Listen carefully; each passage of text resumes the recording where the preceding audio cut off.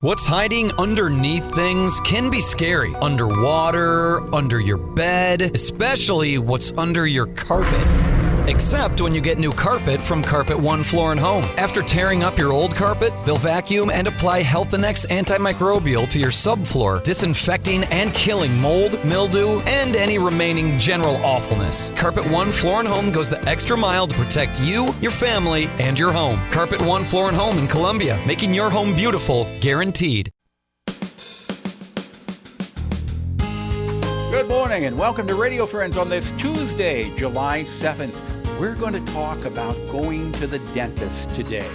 And you know, when I was growing up, I remember going to the dentist was a frightening experience because the first tooth that I ever had filled when I was a kid, it was done without deadening it. And I can still feel that pain when I think about it. It's totally different now going to the dentist. And if you're one of those people that still have little trepidation, we're going to talk about that today because I want to introduce you to Dr. Philip Batson. Good to have you here, Dr. Batson. Thanks for having me, Paul. And Dr. Batson is the owner of Columbia Healthy Smiles. He and his wife, his lovely wife, Dr. Abe, who is from Hawaii, are, there you are. That's a nice picture of both of you. Oh, yeah. She makes me look good all the time. Right. So you both run Columbia Healthy Smiles, and you both care about dentistry and taking care of people and making sure that there is no pain. Absolutely. Dentistry has changed a great deal over the years. We were talking about that before we came on. I told you that first filling I had without deadening it. There's no pain anymore, is there? No, hopefully not at all. With just our goal as dentists is we never want to hurt anyone. We want it to always be a pleasant experience. And, hopefully either if you're awake with the anesthetic or if you're at somewhere where you're sedated and asleep, I know we always just want it to be a pleasant experience to where you come in, no pain, and you leave no pain. It's exactly the way it is. Philip's father was my dentist for many years. And I remember the one thing that Ben Batson was always concerned about. You don't feel anything. You don't feel anything there. No. There's no pain. Still, a lot of people have that stigma, though, that going to the dentist is going to hurt. When did it start changing, Philip?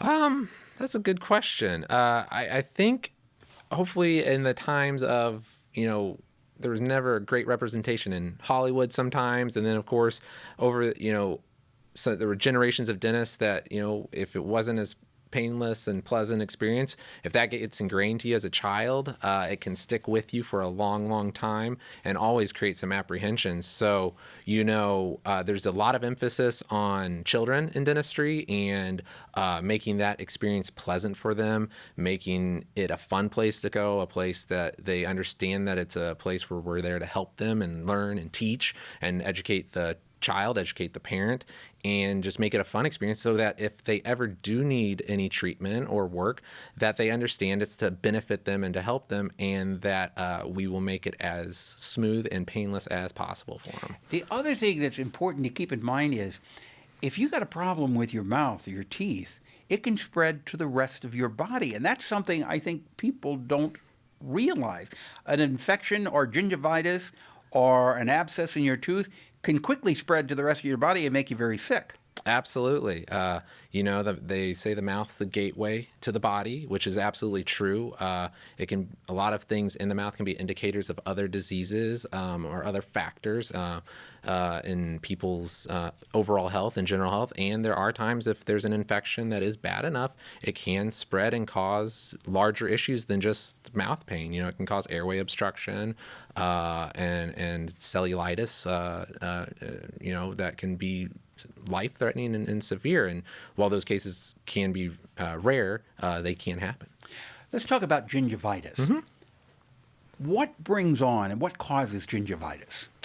The bacteria in your mouth, creates a biofilm, but that's our word for plaque. And so when plaque is the soft, mushy stuff that attaches to your teeth, if they're not cleaned off. And so that creates a breeding ground for the bacteria. And if it's right up against the gum line, what gingivitis just means is inflammation of the gums. And so the more bacteria, the more plaque you have, the greater the inflammation. Now, is the only way you can get rid of plaque by having your teeth professionally cleaned, or is it enough to floss every day and use that water pick? So plaque removal is great to do with just daily brushing. We recommend brushing twice a day for 2 minutes each time, and flossing at least once a day, preferably at night before you go to bed. Floss first and then brush is the routine. A lot of people have it backwards. Oh, I do it backwards. They brush and then floss. Floss first, you break up all the debris between your teeth, and then you go and brush and you get everything out. At the same time, plaque is very soft and mushy. That can be cleaned off if you're good with your home care, daily care with your toothbrush. What really sticks to your teeth is tartar, which is the word for calculus, and that's when the professional cleanings come in, and that's what we really can get off with the professional. So you really do need to have your teeth cleaned at least 2 times a year. Oh, absolutely, I agree with that. And the tartar. How does what about using a water pick? Does that help a lot? Water picks are great. They're kind of like a power washer for your teeth in between them. I recommend using those as an adjunct to floss. So don't think the water pick will discount or get rid of all the floss, but the water picks come in really handy for patients who have a lot of restorations, who maybe have had a lot of work, areas that the water pick can go in and kind of blast off the plaque that gets stuck to maybe in crevices and things like that. But flossing is good for the gums. It kind of works out the gums, keeps them strong, and we want to eliminate any inflammation that way. But doesn't the water pick, when you're water picking your mouth, you're hitting your gums also, and isn't that kind of massaging the gums? Oh, it's good for them. It's good. It kind of just power washes, blasts it all away, and then the floss can go in and kind of work out the gums, kind of that kind of personal touch to them. So the bottom line is what you're saying is, go see your dentist at least twice a year to have your teeth professionally cleaned, and it's not going to hurt. And if you're afraid of having your teeth cleaned, I'm a baby.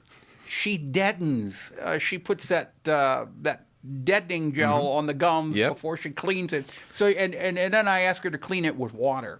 So you can have it done however you want. If you're a baby, they'll make sure that you're not going to have any pain. So you want to have your teeth cleaned at least twice a year. You want to floss every day, and you want to brush at least twice a day. And for 2 minutes each time on that brushing. And an electric toothbrush is really good too, right? Oh, absolutely. I'm That's a big better fan than the of hand those. brushing. It can just do so much more strokes per minute than that we can ever do with our hands manually. That's Yeah. Yeah. And with the electric toothbrush, it'll run for 2 minutes and then give you that little signal that your 2 minutes is up and you can stop brushing at that point. Yeah, it eliminates the internal clock, which a lot of people they've shown in studies don't have very good internal clocks for 2 minutes when they brush. They usually end at about 40 seconds. Okay.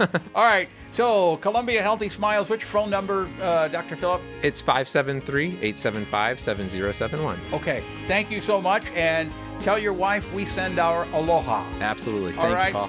Thank you, and go to the dentist. It's not going to hurt. Something you'd like to hear or see, I'd love to hear from you. Drop me an email. That's pepperp@missouri.edu. And when you're out and about today, don't forget to wear that face mask. It's helping the other person. Bye-bye.